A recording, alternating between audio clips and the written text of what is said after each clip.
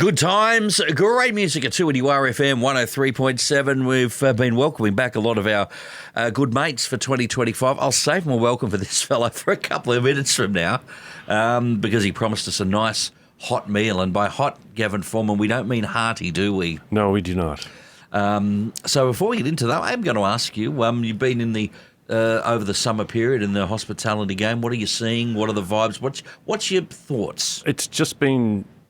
It's the biggest I've seen it in a couple of years. Pre-COVID numbers, it was just, it went huge. Like the hotel where I'm working now, we were fully booked for like 4 weeks solid.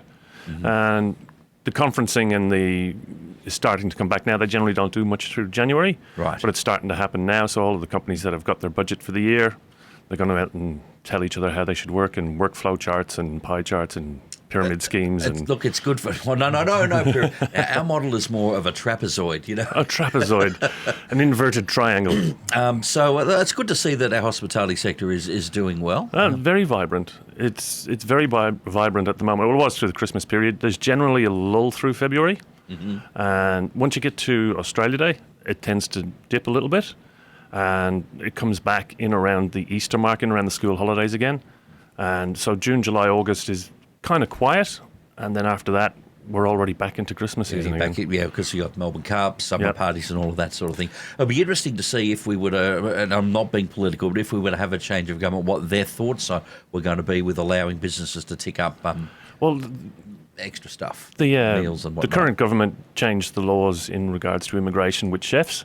They considered there's a lot of chefs come into the country and they have to spend 2 years regional. They can't just go to Melbourne, Sydney. Yeah. They have to spend 2 years in a regional area like Tamworth or Newcastle. Because the idea is it is to prop up the sector where there is more of a need, So the current government decided we no longer needed chefs, so they changed it. Did they ask the hospitality sector? Nobody asked me, that's for sure. But where I am now, we have Indian, Nepalese, Vietnamese, Malaysian, Singapore, chefs from all over the world. And Irish. And Irish, yes. You're flying, Irish. He's flying the flag from the homeland. All right. This is a hot meal. Now, I see pineapple, I see chilies. What's the name? This is a very interesting name dish. This is candied cowboy pineapple. So when they were going out on rides, they used to, it's almost like a pickle. Right. But it's when you do a pickling liquid, it's like a sweet and sour. It's 50% vinegar, 50% sugar. Gotcha. This is twice the amount of sugar compared to vinegar. Okay. So it's a pickling liquid made with mustard seeds, turmeric, and garlic. I think it was garlic. I'll put the recipe up tomorrow because I forgot my laptop. It also includes apple cider vinegar and jalapenos. So how hot? I'll just take a bite after this last question. How hot is it? Well, I'd give it out of 10, probably about a 5. So that's not too bad. It's not too bad. You wouldn't lie to me, would you? But we've got different heat receptors. Yeah, the heat receptors, all right. So, but it's more sweet. There's a pickle to it, but it is very sweet as well. So that's why the candy name. Oh, I like this. You like that? So it's used, I'd use it. How is there a delayed heat? Like, am I waiting for something to burn me? No, I said it was about 5. Yeah. So it gets to the back of the throat a little bit, but not too much on the front palate. I think it would be great as a condiment next to like a brisket or something like that.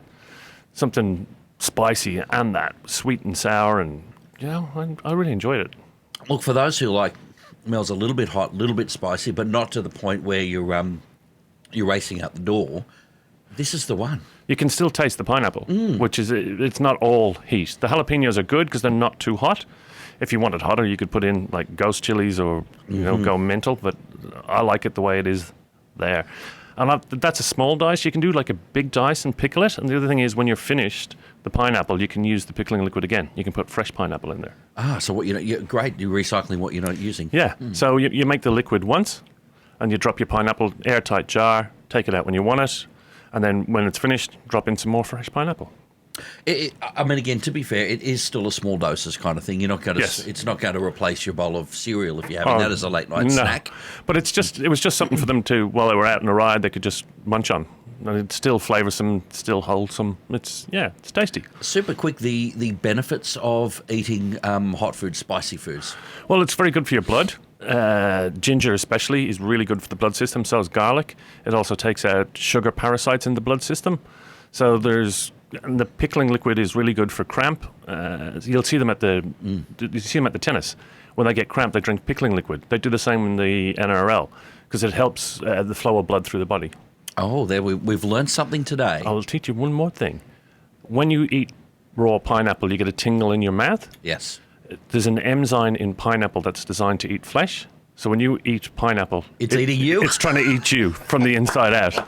So yeah, it's an interesting fruit, but pickled pineapple, sweet pickled pineapple. I suppose technically we get the last laugh because it's gone before we're gone. Yes, yes.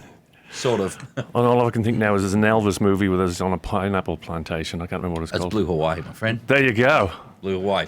All right, Gav, a great one to start 2025. So, mate, you're on a winner there. All right, I'm disappointed. I know. You thought you had me. Not I gonna did. happen. Our chef Gavin Foreman back for 2025 here at 2NUR FM 103.7. A broadcast service of the University of Newcastle.